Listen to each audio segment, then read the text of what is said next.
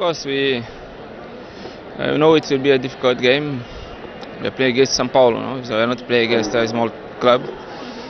But we are confident. I think we can do something. যে গৌরবটি চলে গেছে এই সাও পাওলোর কাছে তা ফিরিয়ে আনতে।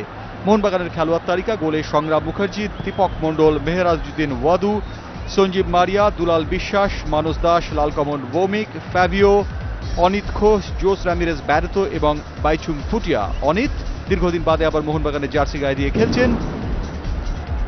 মোহনবাগানের ছকটিকে যেভাবে সাজানো হয়েছে, বাইচুংকে একটু সামনে রেখে লালকমল ব্যারেটোকে সাপোর্টে রেখে চারজন ডিফেন্ডারকে রাখা হয়েছে। মাঝমাঠে চারজন মিডফিল্ডার: মানুষ, ফ্যাবিও, অনিত এবং দুলাল, এবং মেহরাজউদ্দিন, দীপক এবং সঞ্জীব মারিয়া, এবং গোলে সংগ্রাম।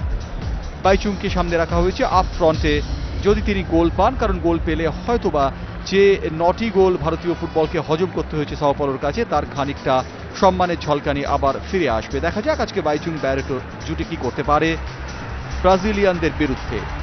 অতিরিক্ত খেলোয়াড় তালিকায় রয়েছেন শিলটন পাল, বিজয় বাসফোর, চিন্ময় সরকার, সুমন দত্ত, দীপেন্দু বিশ্বাস, সত্যজিৎ বোস, রাহুল কুমার, শঙ্কর ওরাও এবং মালা, যারা তিনজন জুনিয়র দল থেকে তুলে এনেছে মোহনবাগান আজকে যদি সম্ভব হয় একটু অভিজ্ঞতা অর্জনের জন্য। শুরু হয়ে গেল সুপার শকারের তৃতীয় ম্যাচ কলকাতার যৌভারতী ক্রীড়াঙ্গনে। আমাদের মনে আছে এই মাঠের শেষ যে ব্রাজিলিয়ান টিম খেলেছিল 2001 সালে আইপিসি ফাইনালে। ওই থিয়াগো ফিরতি বল যাচ্ছেন কার্লিনহোস থেকে বন্দোবস্ত আছে। সুমন দত্ত মোহনবাগানের হয়ে এবছরই এসছেন, গত বছর মাহনা স্পোর্টিংয়ে ছিলেন। দেখা যাক তিনি মোহনবাগান কীভাবে সাহায্য করেন।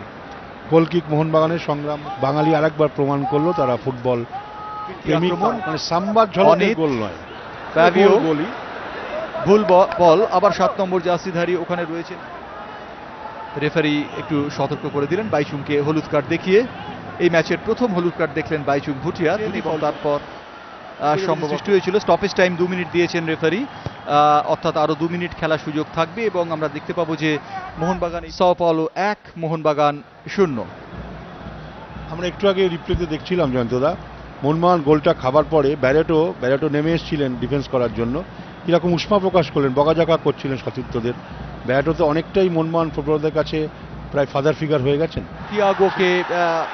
থিয়াগোকে ধাক্কা দিয়েছিলেন বা ঘুষি মেরেছিলেন, যে কারণে বাইচুং ভুটিয়াকে লাল কার্ড দেখানো হলো। খেলা যেখানে হচ্ছিল তার বাইরে থেকে অনেকক্ষণ থেকে আমরা দেখছিলাম যে বাইচুং কিন্তু কিছু এমন ফাউল করছিলেন যেটি প্রফেশনাল ফাউলের পর্যায়ে পড়ে না।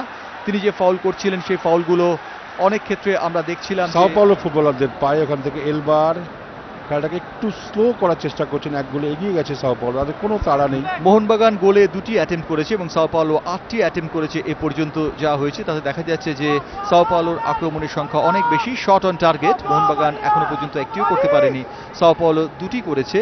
একটি গোল তারা পেয়েছে ইতিমধ্যে। আমরা